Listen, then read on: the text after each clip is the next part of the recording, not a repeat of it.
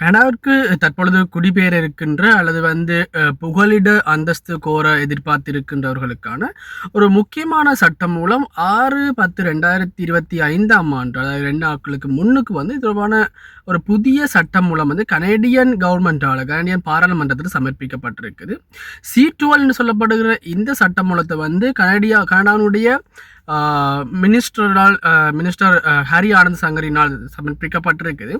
இந்த சட்டமூலத்தை அடிப்படையாக கொண்டு பார்த்தீங்கன்னு சொன்னால் கனடாவுக்குள்ள விரோதமாக பிரவேசித்து அல்லது புகலிட அந்தஸ்து கோருகின்ற, அதாவது அகதி அந்தஸ்து கோருகின்ற அல்லது சிட்டிசன்ஷிப் கோருகின்ற நபர்கள் தங்களுக்கான விண்ணப்பங்கள் சமர்ப்பிக்கப்பட வேண்டிய கால எல்லையை வரையறுத்திருக்கணும். இதில் மிக முக்கியமாக அமெரிக்க எல்லையினூடாக பிரவேசிக்கின்றவர்கள், கனடாவுக்குள்ள பிரவேசிக்கின்ற நபர்கள் தங்களுக்கான விண்ணப்பங்களை குறைந்தது 14 நாட்களுக்குள், கனடாவுக்குள்ள பிரவேசித்து 14 நாட்களுக்குள்ள தங்களுக்கான அப்ளிகேஷனை போட்டிருக்கோம்னு சொல்லப்பட்டிருக்குது. அவ்வாறு அப்ளிகேஷன் 14 நாட்களுக்குள்ள சமர்ப்பிக்கப்படாத சந்தர்ப்பத்தில் அவர்களுக்கான புகலிட கோரிக்கையானது நிராகரிக்கப்படும் என்று சொல்லப்பட்டிருக்கு.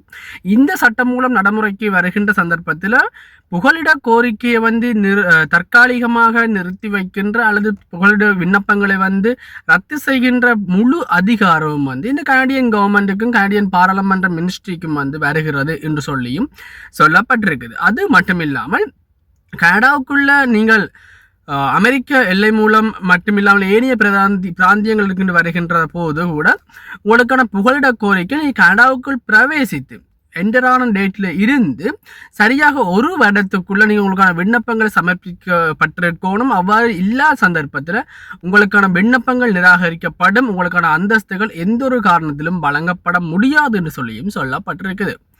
இந்த சட்டம் மூலமானது புகலிட அந்தஸ்து கோருகின்ற அகதிகள் மற்றும் ஏனைய வகையில் புகலிட அந்தஸ்து சிட்டிசன்ஷிப்பை கோருகின்ற நபர்களுக்கு மிகவும் பாதகமான விளைவுகளை ஏற்படுத்துவதற்கும் சட்டவிரோதமாக விளைவுகளை ஏற்படுத்தும்ன்றது உறுதி. அது மட்டும் இல்லாமல் சட்டவிரோதமாக கனடாவுக்குள்ள பிரவேசிக்கின்ற நபர்களை கட்டுப்படுத்தோடும். கனடாவுடைய பொருளாதாரத்தில் இவ்வாறான நடவடிக்கை மூலம் பல்வேறுபட்ட பாதிப்புகள் தொடர்ந்து இடம்பெற்று கொண்டு வருது. உங்களுக்கு தெரியும், கனடாவில் பொருளாதார தொடர்பான ஆர்ப்பாட்டங்கள் தற்போது ஆரம்பிக்கப்பட்டிருக்குது. இவ்வாறான அந்த பிரச்சனைகள் எல்லாத்தையும் இல்லாமல் செய்யறதுக்காக கனடா கவர்மெண்ட் இந்த புதிய சட்ட மூலத்தை கொண்டு வந்திருக்குது, இயற்றப்பட்டிருக்குது. ஆகவே எதிர்காலத்தில் புகலிடம் கோர்றதுக்கு எதிர்பார்த்திருக்கின்ற நபர்கள் நீங்கள் புகலிடம் கோரப்படுகின்ற அந்த காலப்பகுதியை கவனத்தில் கொள்ளுங்க. அது மட்டும் இல்லாமல் இவ்வாறான சந்தர்ப்பத்தில் எவ்வாறு நாம் அந்த புகலிடத்தை உங்களுக்கான அந்த அந்தஸ்தை நீங்கள் பெற்றுக்கொள்ளலாம் என்றதை தொடர்பான விடயங்களை சரியான சட்ட வல்லுநர்களோட ஆலோசனையை பெற்று நீங்கள் முடிந்த அளவு இதை விரைவுபடுத்தி கொள்ளுங்க. ஏன்னா எதிர்காலத்தில் இன்னும் பல்வேறுபட்ட மாற்றம் பெறலாம். கனடாவுடைய எதிர்கட்சியினுடைய மெம்பர் கூட ஒரு பிரேரணை ஒன்று கொண்டிருந்தா, ஆனால் பிரேரணை தோற்கடிக்கப்பட்டிருக்குது. அது என்னன்னு சொல்லி பார்த்தீங்கன்னா, கனடாவில் அகதி அந்தஸ்தில் இருக்கின்ற நபர்களுக்கு அல்லது சிட்டிசன்ஷிப் இல்லாத நபர்களுக்கு குழந்தைகள் பிறந்தால் அந்த குழந்தைக்கும் கனடாவுடைய சிட்டிசன்ஷிப் வழங்கக்கூடாதுன்னு சொல்லி ஒரு பிரேரணை மசோதா ஒன்று கொண்டு வரப்பட்டது. ஆனால் அந்த மசோதா ஆளுங்கட்சியினால் தோற்கடிக்கப்பட்டிருக்குன்னு சொல்லலாம். எனவே இவ்வாறான சந்தர்ப்பத்தில் தான் இந்த புதிய சட்டமன்றம் இயற்றப்பட்டிருக்குது.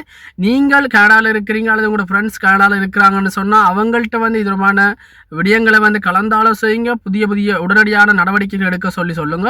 தொடர்ந்து இன்னும் ஒரு புதிய கனடா தொடர்பான வீடியோவை சந்திக்கலாம். நன்றி. இணைந்திருந்த அனைவருக்கும்